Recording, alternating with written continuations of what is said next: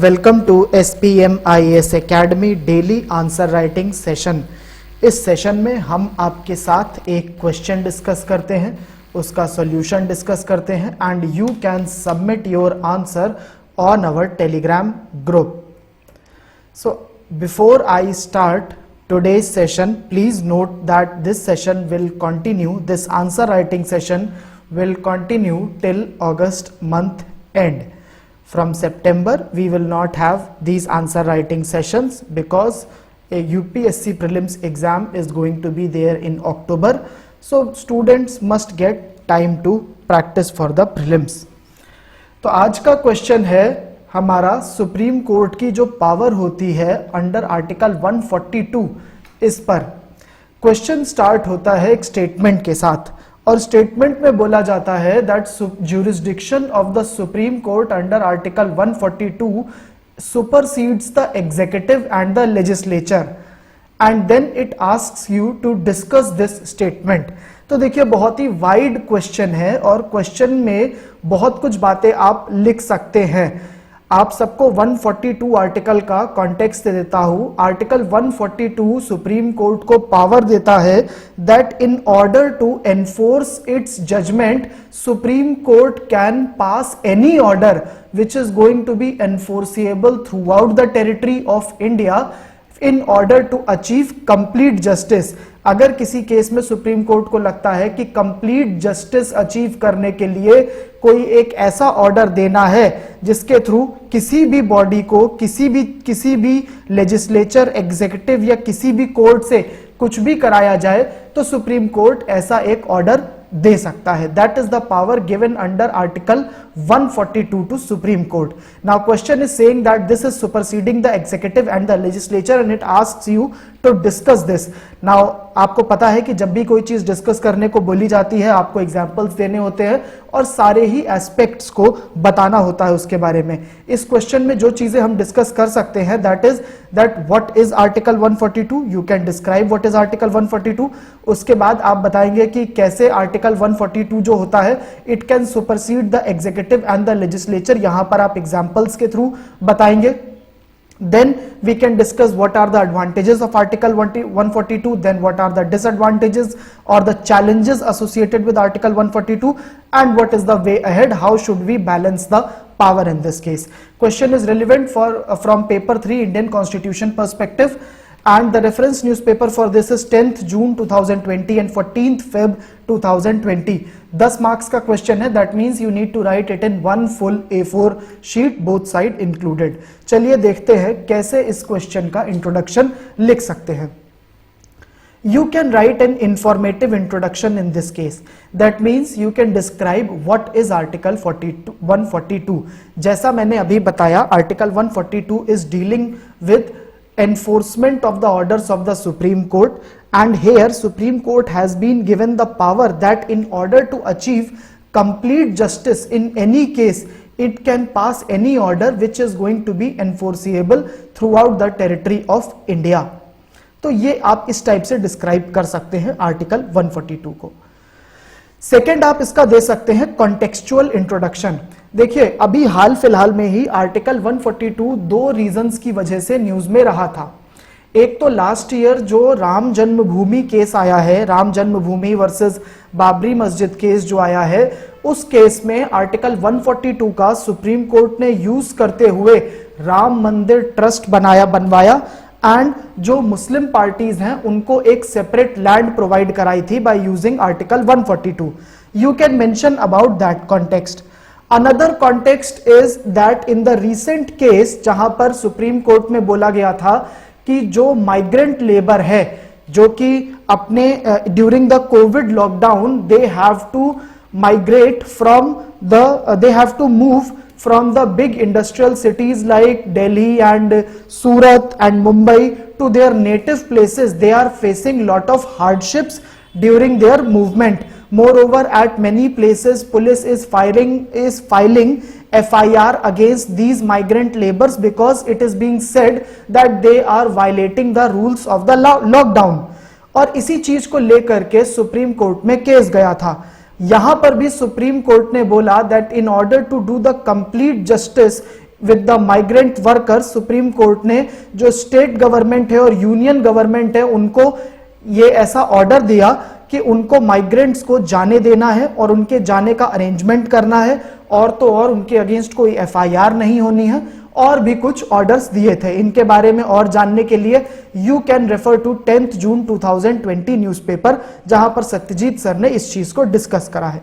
तो हम देख सकते हैं आर्टिकल 142 जो होता है वो बहुत ही वाइड पावर सुप्रीम कोर्ट को देता है, and you can mention about any 2 cases and give some brief description of article 142।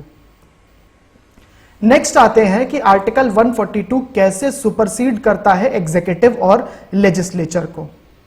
सबसे पहली बात है कि आर्टिकल 142 सुप्रीम कोर्ट को ओवर आर्चिंग पावर्स देता है कि जिससे वो एग्जीक्यूटिव या लेजिस्लेचर तक का भी काम कर सकती है। It is giving powers to perform the functions of the executive and legislature.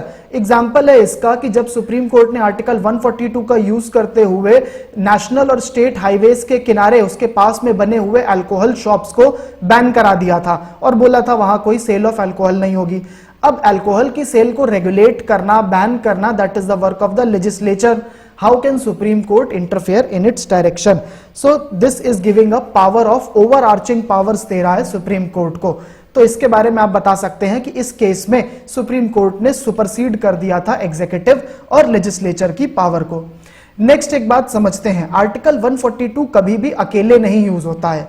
Article 142 is always used along with article 32 which is the fundamental right and the right to constitutional remedies.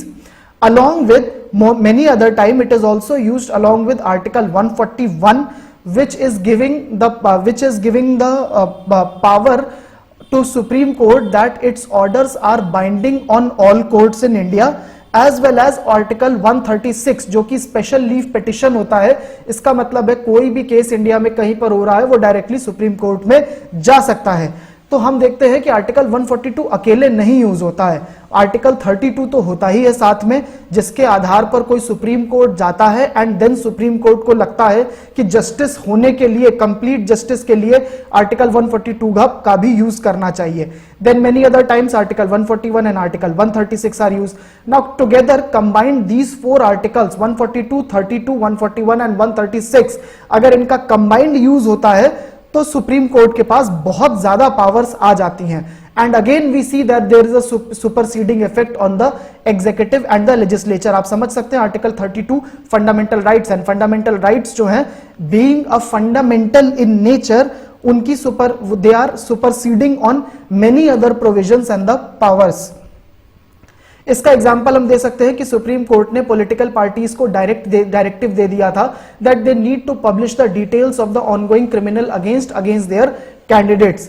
Again ये एक ऐसा ही case था जिसमें supreme court ने एक ऐसा decision दे दिया जो कि लेजिस्लेचर के ऊपर चला गया। लेजिस्लेचर की ये ड्यूटी है कि वो पॉलिटिकल पार्टीज को बैन करे और रिप्रेजेंटेशन ऑफ पीपल एक्ट के जो प्रोविजंस होते हैं उसको बताए, बट यहां पर सुप्रीम कोर्ट ने अपनी पावर्स को यूज कर दिया। थर्ड केस होता है कि इस पावर का यूज करते हुए, आर्टिकल 142 का पावर का यूज करते हुए supreme court often results in judicial activism. Judicial activism का मतलब है कि जुडिशरी अपने आप में ही एक्टिव हो जाती है और वो कुछ ऐसे डिसीजंस लेने लगती है जो उसके एरिया में नहीं है, वो दूसरी लेजिस्लेचर या फिर एग्जीक्यूटिव के एरिया में जा करके डिसीजंस लेने लगती है। इसका एग्जांपल है कोल ब्लॉक एलोकेशन केस। 2014 में सुप्रीम कोर्ट ने आर्टिकल 142 का यूज करते हुए जो पहले के कोल ब्लॉक्स एलोकेटेड थे उनको कैंसिल कर दिया था। So these are the 3 cases where you can say that Supreme Court have superseded the executive and the legislature. Next देखते हैं मेरिट्स ऑफ द आर्टिकल 142, कैसे ये अच्छा होता है। देखिए पहली बात तो ये है कि आर्टिकल 142 का यूज करते हुए सुप्रीम कोर्ट जो सिटीजन्स के राइट्स होती है और जो कॉन्स्टिट्यूशनल प्रिंसिपल्स होते हैं उनको अपहोल्ड करता है हर उस टाइम पर जब जब एग्जीक्यूटिव या लेजिस्लेचर फेल कर जाता है। इसका एग्जाम्पल है कि जब एसिड अटैक विक्टिम्स के लिए public interest litigation supreme court में डाली गई थी, तब सुप्रीम कोर्ट ने सेल ऑफ द एसिड्स जो होता था रिटेल शॉप्स में, उनको रिस्ट्रिक्ट कर दिया था। बोला गया था कि ऐसे फ्रीली अवेलेबल नहीं होना चाहिए एसिड, और उसका बहुत फायदा भी हुआ था। सुप्रीम कोर्ट के ऑर्डर के बाद में पार्लियामेंट ने भी इस ऑर्डर को अपहोल्ड करा और बाद में उन्होंने सीआरपीसी में अमेंडमेंट कर दिया। तो हम देख सकते हैं कि पहले सुप्रीम कोर्ट ने एक प्रोग्रेसिव जजमेंट दिया और उसके बाद पार्लियामेंट ने उस बात को अपहोल्ड करते हुए सीआरपीसी में अमेंडमेंट भी कर दिया। तो मतलब जहां पर लेजिस्लेचर फेल हुआ था वहां पर सुप्रीम कोर्ट ने सिटीजन्स के राइट को अपहोल्ड करा, कॉन्स्टिट्यूशनल प्रिंसिपल्स को अपहोल्ड करा, और उसके बाद में पार्लियामेंट ने उस चीज को फॉलो भी करा। इसके बारे में आपने छपाक मूवी के बारे में भी सुना होगा, उसमें इसी केस से रिलेटेड बात हुई है। नेक्स्ट है मेरिट कि supreme court has been held as the guardian of the constitution. यह आपने अपने बेसिक पॉलिटी में पढ़ा है कि supreme court is the guardian of the constitution, और आर्टिकल 142 उसको यह पावर देता है कि as a guardian of the constitution it can uphold the constitutional values. देखिए इसका एग्जांपल है कि राम मंदिर वाला जो केस था, राम मंदिर इन द राम जन्मभूमि बाबरी मस्जिद केस, सुप्रीम कोर्ट को लगा कि in order to achieve the complete justice and in order to uphold the value of secularism which is mentioned in the preamble of the constitution, supreme court ने ऐसा verdict दिया और ऐसा justice करा जिससे दोनों ही पार्टीज खुश हो जाएं। उन्होंने राम मंदिर के लिए ट्रस्ट के फॉर्मेशन के लिए बोला और मुस्लिम्स के लिए 5 एकड़ लैंड को भी दिया। तो इस तरह से यहां पर उन्होंने गार्जियन ऑफ अ कॉन्स्टिट्यूशन का रोल, अपना जो रोल था उसको उन्होंने निभाया, क्योंकि as a guardian of the constitution they had to uphold the value of the secularism.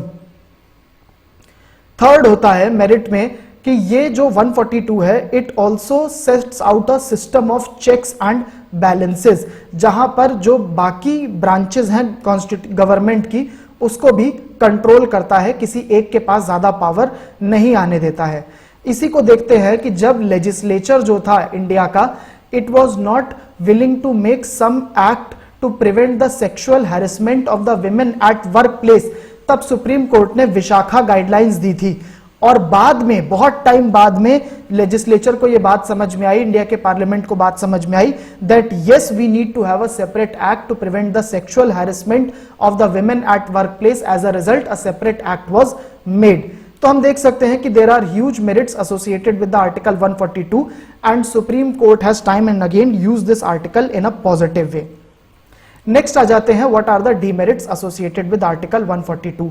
The biggest demerit is that there is an unaccountability. देखिए लेजिस्लेचर या executive are accountable, executive accountable होता है towards the parliament, legislature या parliament के towards accountable होता है, it has to prove its majority, जो union executive है या स्टेट एग्जीक्यूटिव स्टेट लेजिस्लेचर पे। सिमिलरली लेजिस्लेचर जो होता है it has to face the election, as a result it is also accountable to directly to the people. But supreme court holds no accountability, and even if it's some decision goes wrong then nobody can question supreme court. इसका example है coal block allocation case में supreme court ने properly सारी parties को नहीं सुना और coal block को जो एलोकेशन था उसको कैंसिल कर दिया। As a result in this case supreme court had to hear the criticism of other parties. Second demerit होता है कि this article 142 results in judicial overreach. इसका एग्जांपल आप देख सकते हैं कि कैसे सुप्रीम कोर्ट ने ताजमहल की जो वाइटनेस होती है, जो उसकी साफ सफाई है, उसको रखने के लिए सुप्रीम कोर्ट ने उसके पास की इंडस्ट्रीज को ही बैन करा दिया था। This is an example of a overreach. Third होता है कि सुप्रीम बार बार अगर आर्टिकल 142 का यूज होता है तो जो जनता होती है उसका विश्वास बाकी जो ब्रांचेस ऑफ द गवर्नमेंट है, दैट मींस कि लेजिस्लेचर पर और एग्जीक्यूटिव पर उसका विश्वास खत्म हो जाता है और उसको लगता है हर चीज के लिए सुप्रीम कोर्ट में ही जाना पड़ेगा तभी उनकी प्रॉब्लम्स का सॉल्व होगा। This erodes their faith in the democracy also. तो ये तीन चीजें आप लिख सकते हैं एज अ डीमेरिट है आर्टिकल 142 के। लास्ट में आप वे अहेड में लिख सकते हैं कि सुप्रीम कोर्ट ने अपने केस में in the case of supreme court bar association versus the union of India खुद ही डिसीजन दिया है that this article 142 should not be used to supplant the law, it should be used to supplement the laws. That means article 142 जो होता है, that cannot be used to make new laws, it can be only used to just add to an existing laws, नए laws नहीं बनाने चाहिए. तो ये बात आप इसके वे हेड में लिख सकते हैं. सेकंड बात आप इसके वे हेड में लिख सकते हैं कि आर्टिकल 142 ने बहुत अच्छे काम करे हैं, but still it should be used sparingly, इसका यूज कम होना चाहिए जिससे कि बैलेंस ऑफ पावर बनी रहे. एक एंड में आप एक कंक्लूजन में लाइट डाल सकते हैं कि there is a need to strike a balance between the three pillars of the government without encroaching on each others area. इस तरह से आप इस आंसर को सिंपल से कंक्लूड कर सकते हैं. This is it for today's session. Thank you.